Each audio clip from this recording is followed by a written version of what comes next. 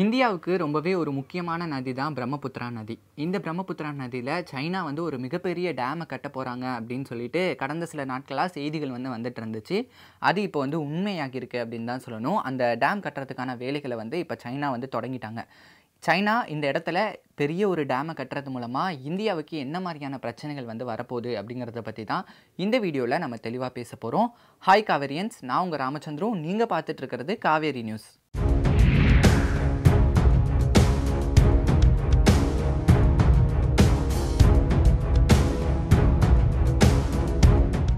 இந்தியாவுக்கு ரொம்பவே ஒரு முக்கியமான நதி பிரம்மபுத்திரா நதி அப்படின்னே சொல்லலாம்.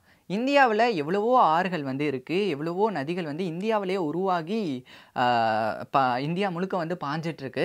அப்புறம் எதுக்காக இந்த பிரம்மபுத்திரா நதி நமக்கு இம்பார்ட்டனாக பார்க்கப்படுது அப்படின்னு பார்க்கும்போது, இந்தியாவுடைய எல்லை பகுதியில் இருக்கக்கூடிய அருணாச்சல் பிரதேசம் இருக்கட்டும், அஸ்ஸாம் போன்ற மாநிலங்களுக்கு இந்த பிரம்மபுத்திரா நதி ஒரு வாழ்வாதாரத்தில் ரொம்பவே ஒரு முக்கியமானதாக பார்க்கப்படுது அப்படின்னே சொல்லலாம். இந்த பிரம்மபுத்திரா நதியில் சைனா ஒரு மிகப்பெரிய டேமை கட்ட போகிறாங்க. அந்த டேம் ப்ராஜெக்ட்டுக்கான பேச்சுவார்த்தைகள் அப்படிங்கிறது ரொம்ப நாளாகவே நடந்துட்டு இருக்கு அப்படிங்கிற தகவல்லாம் சமீபத்தில் நம்ம பார்த்துருந்தோம். அந்த வகையில் இந்த டேம் ப்ராஜெக்ட் இப்போ ஃபைனலைஸ் ஆகிருக்கு. இந்த டேம் ப்ராஜெக்டுக்கான வேலைகள் தொடங்கிருச்சு அப்படிங்கிறது நமக்கு தெரிய வந்திருக்கு. இதுக்கான இந்த அடிக்கல் நாட்டுற விழா அப்படின்னு சொல்லுவாங்கள்ல, ஸோ அந்த மாதிரி சைனா தொடக்க விழாவை இந்த டேம் கட்டுற ப்ராஜெக்ட்டுக்கு எடுத்து வச்சுருக்காங்க. ஸோ சைனாவுடைய பிரதமர் இது தொடர்பாக அஃபிஷியல் அனௌன்ஸ்மெண்ட்டையே கொடுத்துருக்காரு அப்படின்னே சொல்லலாம்.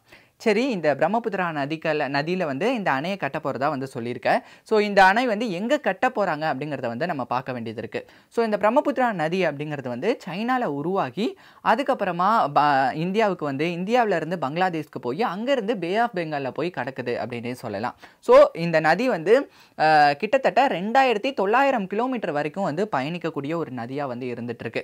இந்த நதி சைனாவில் உருவாகுது அப்படின்னு சொல்லியிருந்தேன். சைனாவில் இந்த நதியை பார்த்தீங்கன்னா யாங்போ யார்லாங் அப்படின்னு சொல்லுவாங்க. இந்தியாவில் இதை நம்ம பிரம்மபுத்திரா நதி அப்படின்னு சொல்கிறோம்.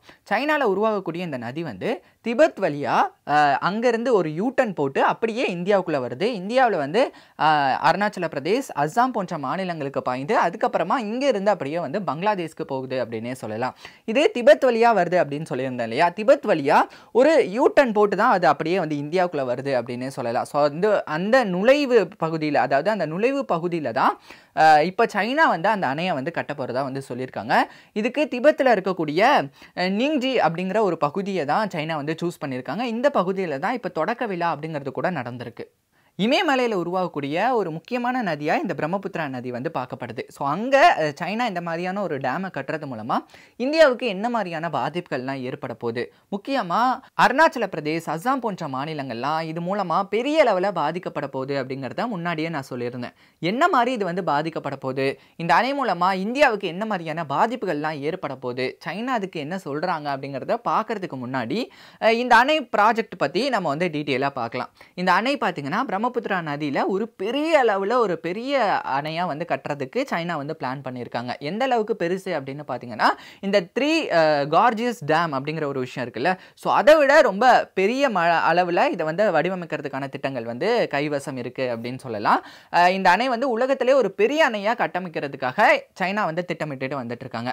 இதுக்காக அவங்க கிட்டத்தட்ட $167.8 ட்ரில்லியன் அளவுக்கு ஒதுக்கியிருக்காங்க. இந்திய மதிப்பில் பார்த்தோம்னா கிட்டத்தட்ட 14 லட்சம் கோடி அளவுக்கு இந்த டேமுக்காக அவங்க செலவு பண்ண போகிறதா சொல்லியிருக்காங்க. அந்த அளவுக்கு பெரிய டேமாக உருவாக போகிற இந்த டேமில் பார்த்தீங்கன்னா 5 ஹைட்ரோ பவர் ஸ்டேஷனை அமைக்க போகிறாங்க. அதாவது மின்சாரங்களை உற்பத்தி பண்ணுறதுக்காக ஹைட்ரோ பவர் ஸ்டேஷனை அமைக்க போகிறாங்க. இது மூலமாக வருஷத்துக்கு 300 பில்லியன் கிலோவாட்ஸ் கரண்ட்டை இது மூலமாக உற்பத்தி பண்ண போகிறாங்க. இந்த கரண்ட்டை திபெத் மற்றும் சைனா பயன்படுத்த போகிறதா சொல்லியிருக்காங்க. இந்த இதிலிருந்து எடுக்கக்கூடிய கரண்ட் அப்படிங்கிறது கிட்டத்தட்ட 30 கோடி மக்களுக்கு பயன்பெற போகுது. 30 கோடி மக்களுக்கு இந்த கரண்ட் போய் சேர போகிறது அப்படின்னு சொல்லிட்டு சைனா தெரிவிச்சிருக்காங்க. பிரம்மபுத்திரா நதியில் இந்த மாதிரி ஒரு டேம் நாங்கள் கட்ட போகிறோம் அப்படின்னு சொல்லிட்டு சைனா முதல்ல சொல்லும் போது இந்தியா அதுக்கு மறுப்பு தான் தெரிவிச்சிருந்தாங்க அப்படின்னு சொல்லலாம். நீங்கள் அந்த இடத்துல இந்த மாதிரி டேம் கட்டக்கூடாது அப்படின்னு சொல்லிட்டு இந்தியா மறுப்பு தெரிவிச்சிருந்தாங்க. அப்படி கட்டினீங்கன்னா இந்த மாதிரியான எல்லையோரத்தில் இருக்கக்கூடிய மாநிலங்கள் பாதிக்கப்படும், நீர் சம்பந்தமாக இந்தியா பிரச்சனைகளை சந்திக்க நேரிடும் அப்படின்னு சொல்லிட்டு ஒரு எச்சரிக்கையுமே அவங்க கொடுத்திருந்தாங்க அப்படின்னே சொல்லலாம்.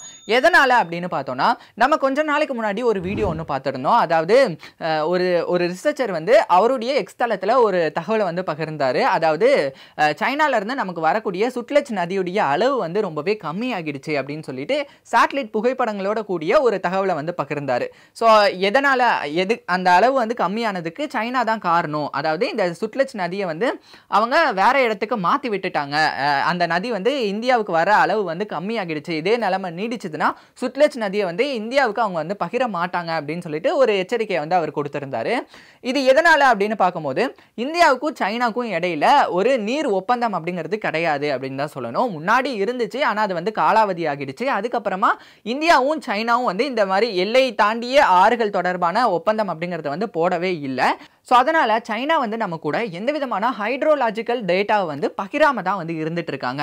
ஸோ இதனாலேயே இந்தியாவுக்கு வந்து எப்போ வெள்ளம் வரும், இல்லை சம்மர் காலங்களில் இந்த நதியை வந்து எப்படி பயன்படுத்தலாம் அப்படிங்கிறத வந்து அந்த காலவரையெல்லாம் வந்து அமைக்கிறதுக்கான ஒரு வழி இல்லை அப்படின்னு தான் சொல்லணும். ஏன்னா அவங்க வந்து சரியான ஹைட்ரோலாஜிக்கல் டேட்டாவெல்லாம் பகிராமல் இருக்கிறதுனால ஸோ நம்மளால எந்த விதமான முன்னெச்சரிக்கை ஏற்பாடுகளுமே வந்து எடுக்க முடியாமல் தான் இருந்துட்டு இருக்கு.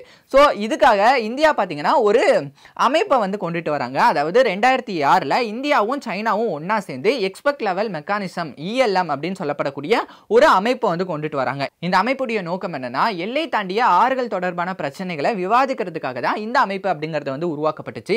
இந்த அமைப்புல ஒவ்வொரு டைமும் அந்த மீட்டிங் வந்து நடக்கும்போது சைனா வந்து வெள்ள காலங்களில் மட்டும் இந்த மாதிரி சைனால இருந்து வரக்கூடிய ஆறுகள் தொடர்பான தரவுகளை வந்து இந்தியா கூட வந்து பகிர்ந்துப்பாங்க. இப்ப லாஸ்டா நடந்த இந்த ELM மீட்டிங்ல கூட சைனா வந்து இந்த மாதிரியான ஆறுகள் தொடர்பான முக்கியமா சுட்லெஜ் மற்றும் பிரம்மபுத்திரா நதியுடைய நீர் தரவுகளை வந்து அவங்க வந்து பகிர்வாங்க அப்படின்னு சொல்லலாம். இருந்தாலுமே அவங்க வந்து சில முக்கியமான திட்டங்கள், முக்கியமான நீர் தரவுகளை வந்து இன்னுமே நம்ம கூட வந்து பகிராம தான் வந்து இருந்துட்டு இருக்காங்க. அதனால எல்லை பகுதிகளில் நீர் பிரச்சனைகள் அப்படிங்கிறது வந்து கொஞ்சம் கொஞ்சம் நடந்துட்டு இருக்கு அப்படின்னு தான் சொல்லணும். இந்த நிலைமையில இப்படி ஒரு மிகப்பெரிய அணையை, அதுவும் அந்த யூட்டன் திபெத்தில இருந்து இந்தியாவுக்கு பிரம்மபுத்திரா வரக்கூடிய அந்த நுழைவு பகுதியில் கட்டுறது மூலமா நிறைய பாதிப்புகளை நம்ம வந்து சந்திக்க நேரிடும் அப்படின்னு தான் சொல்லணும். என்னென்ன பாதிப்புகள் அப்படிங்கிறத நம்ம ஒவ்வொன்றா பார்க்கலாம். முக்கியமான ஒரு பாதிப்பா, முக்கியமான ஒரு அச்சுறுத்தலா என்ன பார்க்கப்படுது அப்படின்னு பார்த்தீங்கன்னா, சைனா வந்து சொல்றாங்க இந்த அணையை நாங்கள் கட்டுறது வந்து எல்லா அதாவது இந்த பிரம்மபுத்திரா நதி போகக்கூடிய எல்லா நாடுகளையும் மனசுல வச்சுட்டு தான் நாங்கள் இந்த அணை திட்டத்தை வந்து உருவாக்கியிருக்கோம். அதனால எந்த நாடுகளுக்குமே வந்து இந்த அணை தொடர்பான பிரச்சனைகள், அச்சுறுத்தல் எதுவுமே வந்து இருக்காது. ஸோ நாங்கள் வந்து சரியான முறையில் தண்ணியை வந்து எல்லாருக்கும் கொடுப்போம். அதே மாதிரி சுற்றுச்சூழலுக்கு பாதிப்புகள் ஏற்படாத வகையில தான் இந்த அணை திட்டம் அப்படிங்கிறத வந்து நாங்கள் உருவாக்கியிருக்கோம். இதை வந்து நாங்கள் ஒரு வெப்பனா வந்து பயன்படுத்த மாட்டோம் அப்படின்னு சொல்லிட்டு சைனா என்னதான் சொன்னாலும் சைனாக்காரன் புத்தியை பத்தி நம்ம இந்தியாவுக்கு நல்லாவே தெரியும் அப்படின்னு தான் சொல்லணும். ஆல்ரெடி இப்போ இந்தியா வந்து பாகிஸ்தானுக்கு பதிலடி கொடுக்கிற விதமா இந்த நீரை தான் ஒரு ஆயுதமா வந்து பயன்படுத்திட்டு இருக்கோம் அப்படின்னே சொல்லலாம். இப்போ வரைக்குமே சிந்து நதியை நம்ம பாகிஸ்தானுக்கு கொடுக்காம தான் வந்து இருந்துட்டு இருக்கோம். இதே மாதிரி ஃபியூச்சர்ல ஒருவேளை ஆல்ரெடி சைனாவுக்கும் இந்தியாவுக்கும் இடையில எல்லை பிரச்சனை அப்படிங்கிறது இப்பவும் இருந்துட்டு தான் இருக்கு. அருணாச்சல பிரதேஷ் தொடர்பான எல்லை பிரச்சனைகள் வந்து இருந்துட்டு தான் இருக்கு. ஸோ அருணாச்சல பிரதேஷ்க்கு பக்கத்திலே இப்படி ஒரு அணையை வந்து கட்டுறது மூலமா மேபி ஃபியூச்சர்ல ஏதாவது எல்லை பிரச்சனைகள் வந்து ஏற்படுது அப்படிங்கிற பட்சத்தில் அவங்க இந்த அணையை வந்து ஒரு வெப்பனா பயன்படுத்துறதுக்கான வாய்ப்புகள் வந்து அதிகமா இருக்கு அப்படின்னு தான் சொல்லணும். நம்மளுடைய ஸ்ட்ராட்டஜியை நமக்கே பயன்படுத்துறதுக்கான வாய்ப்புகள் வந்து அதிகமா வந்து இருக்கு. ஸோ அப்படி ஒருவேளை இந்த நதி நீரை வந்து ஒரு வெப்பனா பயன்படுத்தி அதை ஒரு த்ரெட்டனா மாத்தினாங்க அப்படின்னா இந்தியா வந்து அந்த இடத்துல வந்து பாதிக்கப்படும் அப்படின்னே சொல்லலாம். அடுத்ததான் நம்ம பார்க்கக்கூடியது அங்க இருக்கக்கூடிய வாழ்வாதாரம் அப்படின்னே சொல்லலாம். அதாவது இப்போ இந்த தண்ணியை நம்பி வாழக்கூடிய மக்கள் வந்து இது மூலமா வந்து பாதிக்கப்படுவாங்க. இப்படி ஒரு அணையை கட்டும் போது அங்க வந்து மீன்கள் வந்து பிரச்சனையை வந்து சந்திக்க நேரிடும். இப்படி ஒரு அணையை கட்டும் போது மீன்களுடைய அளவு வந்து கம்மியாகிறதுக்கான வாய்ப்புகள் இருக்கு. அப்போ மீன்களையே நம்பி இருக்கக்கூடிய குடும்பங்கள் வந்து பாதிக்கப்படும் அப்படின்னே சொல்லலாம். ஸோ அடுத்ததான் நம்ம பார்க்கக்கூடியது அங்க இருக்க இந்த மாதிரி ஒரு அணையை கட்டும் போது அங்க இருக்கக்கூடிய குடிநீருமே இது மூலமா பாதிக்கப்படும் அப்படின்னு தான் சொல்லணும். ஏன்னா வந்து சடனா அவங்க வந்து தண்ணியை வந்து நிப்பாட்டி வைக்கிறாங்க, தண்ணியுடைய அளவு வந்து கம்மியாகுது அப்படிங்கிறப்போ மண்வளம் வந்து அந்த இடத்துல கம்மியாக ஆரம்பிக்கும். மண்வளம் கம்மியாகுது அப்படிங்கிறப்போ குடிநீருமே வந்து ஒரு பிரச்சனையா வந்து மாறலாம். குடிநீருக்குமே வந்து பிரச்சனை ஏற்படுறதுக்கான வாய்ப்புகள் இருக்கு. அடுத்ததா ஒரு பெரிய பிரச்சனை என்ன அப்படின்னு பார்த்தோம்னா, இந்த இடத்துல இப்படி ஒரு அணையை கட்டுறது மூலமா வெள்ளம் ஏற்படுறதுக்கான அறிகுறிகள் நிறையவே இருக்கு அப்படின்னு தான் சொல்லணும். ஏன் அப்படின்னு பார்த்தோம்னா, ஆல்ரெடி இந்தியாவும் சைனாவும் நீர் தரவுகளை வந்து பகிராம தான் வந்து இருந்துட்டு இருக்காங்க. ஸோ இப்படி நீர் தரவுகளை பகிராமலே இருந்துட்டு இந்த அணையில வந்து சடனா வந்து தண்ணியை வந்து நிப்பாட்டி வைக்கிறாங்க. இப்ப சம்மர் காலங்கள்லாம் தண்ணியை வந்து சடனா நிப்பாட்டி வைக்கிறாங்கன்னா அங்க பக்கத்துல இருக்கக்கூடிய மாநிலங்கள், இந்த தண்ணியவே நம்பி இருக்கக்கூடிய மாநிலங்கள் வந்து பாதிக்கப்படும். தண்ணி இல்லாம அவங்களுக்கு வந்து திண்டாட்டமா மாறிடும். அதே மாதிரி இப்ப மழை காலங்கள்ல யாரும் எதிர்பார்க்காத வகையில சடனா அவங்க வந்து தண்ணியை வந்து திறந்து விடுறாங்க அப்படிங்கன்னா வெள்ளம் ஏற்படுறதுக்கான வாய்ப்புகள் அதிகமா இருக்கு அப்படின்னு தான் சொல்லணும். ஆல்ரெடி அஸ்ஸாம், அருணாச்சல பிரதேஷ் போன்ற மாநிலங்கள் வந்து அங்க அடிக்கடி வெள்ளம் வர்றது அப்படிங்கிறது வந்து இருந்துட்டு இருக்கு. இதுல வேற இவங்க இந்த அணையில தேக்கி வச்சிருக்கக்கூடிய தண்ணியை ஒரே நேரத்துல அதிகமா வந்து திறந்து விடுறாங்க அப்படின்னா பெரிய அளவுல வெள்ளம் வந்து ஏற்படுறதுக்கான வாய்ப்புகள் இருக்கு. அது வந்து இந்த மாநிலங்களை பாதிக்கிறதுக்கான வாய்ப்புகள் அதிகமா இருக்கு. அடுத்ததா வந்து ரொம்பவே ஒரு முக்கியமான விஷயம் என்ன அப்படின்னு பார்த்தோன்னா, இந்த அணை இப்போ கட்ட போற அந்த இடம் பார்த்தீங்கன்னா அங்க வந்து இந்த தட்டுகள், டெக்டானிக் தட்டுகள் வந்து அதிகமா இருக்கக்கூடிய இடங்கள்ல தான் வந்து இந்த அணையை வந்து அவங்க கட்ட போறாங்க. முக்கியமா இந்தியன் பிளேட்டா இருக்கட்டும், திபெத்தியன் பிளேட்டா இருக்கட்டும், அது எல்லாமே அந்த இடத்துல வந்து இருக்கு. ஸோ அப்படி இருக்கும் பட்சத்துல இந்த திபெத்தியன் பிளாட்டோ அப்படிங்கிற ஒரு விஷயம் இருக்கு. அங்க வந்து அடிக்கடி பார்த்தீங்கன்னா பூகம்பங்கள்லாம் வந்து ஏற்பட்டு தான் இருக்கு அப்படின்னு சொல்லலாம். அதாவது மலைப்பகுதி நிலநடுக்கங்கள்லாம் அடிக்கடி அந்த இடத்துல வந்துட்டு இருக்கு அப்படிங்கிறத நம்மளாலே பார்க்க முடியும். இந்த சமயத்துல இப்படி ஒரு அணையை கட்டுறது மூலமா, அதுவும் ஒரு பெரிய அணையை கட்டுறது மூலமா நிலநடுக்கங்களும் ஏற்படுறதுக்கான வாய்ப்புகள் இருக்கு, அபாயம் இருக்கு அப்படிங்கறத வந்து நம்மளாலே வந்து பார்க்க முடியும். ஆனா சைனா என்ன சொல்றாங்கன்னா, நாங்க வந்து சரியான புவியியல் ஆய்வுகள் மற்றும் உயர்தர தொழில்நுட்பங்களை பயன்படுத்தி தான் இந்த அணையை வந்து நாங்க கட்ட போறோம். சோ இந்த மாதிரியான நிலநடுக்கங்கள்லாம் வராது, அதுக்கான சேஃப்டி மெஷர்மெண்ட்ஸ்லாம் எடுத்து தான் இந்த அணையை வந்து நாங்க கட்ட போறோம் அப்படின்னு சொல்லிட்டு சைனா வந்து சொல்லியிருக்காங்க. இந்த மாதிரியான நிறைய பிரச்சனைகள்லாம் இருக்கிறதுனால எப்போ வேணாலுமே இந்த அணை வந்து நமக்கு ஒரு அச்சுறுத்தலை தான் வந்து பார்க்கப்படுது அப்படின்னே சொல்லலாம். ஸோ இந்த அணையை வந்து அவங்க கட்டுறதுக்கு முன்னாடி இந்தியாவும் சைனாவும் வந்து பேசி ஒரு நெகோசியேஷன் எடுத்து நீங்கள் வந்து அந்த அணை தொடர்பான தரவுகளை வந்து சரியான முறையில் வருஷம் எங்களுக்கு வந்து பகிர்வீங்க அப்படின்னு சொன்னீங்கன்னா இந்த அணையை வந்து நீங்கள் கட்டலாம். அந்த மாதிரியான ஒரு நடவடிக்கை எடுத்தால் நல்லா இருக்கும் அப்படிங்கிற மாதிரி நான் ஃபீல் பண்ணுறேன். நீங்கள் என்ன நினைக்கிறீங்க அப்படிங்கிறத மறக்காமல் கமெண்ட் செக்ஷனில் வந்து கமெண்ட் பண்ணுங்கள். இதெல்லாம் நம்ம பார்க்கக்கூடிய ஒரு விஷயம் என்னன்னா, இந்தியாவுக்கும் சைனாவுக்கும் இடையில கடந்த 2020 இருந்தே பிரச்சனைகள், எல்லை பிரச்சனையா இருக்கட்டும், அதே மாதிரி 2020 நடந்த தாக்குதலா இருக்கட்டும், அதுல இருந்தே இந்தியா சைனா உறவு வந்து பெரிய விரிசலை சந்திச்சிருக்கு அப்படின்னே சொல்லலாம். ஆனா சமீபத்துல இந்த உறவு வந்து மேம்பட்டு இருக்கு அப்படிங்கறத நம்மளாலே பார்க்க முடியும். இந்தியால இருந்த அமைச்சர்கள் சைனாவுக்கு போறது, சைனால வந்து சைனா அதிபரை வந்து சந்திக்கிறது, இந்த மாதிரியான நடவடிக்கைகள் எல்லாம் ஈடுபட்டு இருக்கிறதுனால இந்தியா சைனா உறவுக்கு ஒரு புது நம்பிக்கை பிறந்திருக்கு அப்படின்னு தான் சொல்லணும். இப்போ கூட ரீசெண்டா இந்தியாவுடைய வெளியுறவுத்துறை அமைச்சர் ஜெய்சங்கர் வந்து சைனாவுக்கு பயணம் போயிருந்தாரு. அங்க போயிட்டு சைனாவுடைய அதிபர் ஜி ஜின்பிங்கையும் சைனாவுடைய வெளியுறவுத்துறை அமைச்சர் வாங்கியையும் சந்திச்சிருந்தாரு. அதே மாதிரி இந்திய பிரதமர் நரேந்திர மோடியுமே இப்ப சமீபத்தில் சைனாவுடைய அதிபர் ஜி ஜின்பிங்கை வந்து சந்திச்சு பேசியிருந்தாரு அப்படிங்கிறது உங்களுக்கே நல்லா தெரிஞ்சிருக்கும். ஸோ இதெல்லாம் வந்து இந்தியா சைனா உறவுல ஒரு புது பாதையை வந்து ஏற்படுத்தி கொடுக்குது. ரெண்டு நாடுகளுக்கு இடையே வந்து பிரச்சனைகள் கூடிய சீக்கிரமாவே தீந்துரும் அப்படின்னு நினைச்சிட்டு இருக்க சமயத்தில் இப்படி ஒரு அணை ப்ராஜெக்ட் வருது அப்படிங்கிறது வந்து திரும்பவும் இந்தியா சைனாக்கு இடையில ஒரு டென்ஷனை கொண்டுட்டு வந்திருக்கு அப்படின்னு தான் சொல்லணும். இதுக்கு சைனாவுக்கு பதிலடி கொடுக்கிற விதமா இந்திய பிரதமர் வந்து இப்போ ஒரு சம்பவத்தை பண்ண போறாரு. அது என்ன அப்படிங்கிறத பத்தி இப்ப நம்ம பார்க்கலாம். இந்திய பிரதமர் நரேந்திர மோடி வந்து வரும் காலங்களில், அதாவது இங்கிலாந்துக்கும் மால்தீவ்ஸ்க்கும் வந்து சுற்றுப்பயணம் மேற்கொள்ள இருக்கிறாரு. முக்கியமா வருகிற ஜூலை 23ஆம் தேதியிலிருந்து 26ஆம் தேதி வரைக்கும் இந்த சுற்றுப்பயணம் அப்படிங்கிறது வந்து மேற்கொள்ள இருக்கிறாரு. இந்த ரெண்டு நாட்டுக்கு அவர் வந்து போறது அப்படிங்கிறது வந்து ஒரு பெரிய அளவில் கவனத்தை பெற்றிருக்கு அப்படின்னு தான் சொல்லணும். அது என்ன அப்படின்னு பார்த்தோம்னா, முதல்ல இங்கிலாந்துக்கு அவர் வந்து போக போறாரு அப்படிங்கிறது வந்து எல்லாருக்கும் தெரிஞ்ச விஷயம் தான். அதாவது இங்கிலாந்துக்கு வந்து பிரதமர் மோடி போறது ஒரு வரலாற்று சிறப்புமிக்க ஒரு விஷயமா வந்து பார்க்கப்படுது அப்படின்னே சொல்லலாம். எதனால அப்படின்னு பார்த்தோம்னா, அங்க இந்த 0% ட்ரேட் டீல் அப்படிங்கிறதுல வந்து கையெழுத்திட போறாங்க.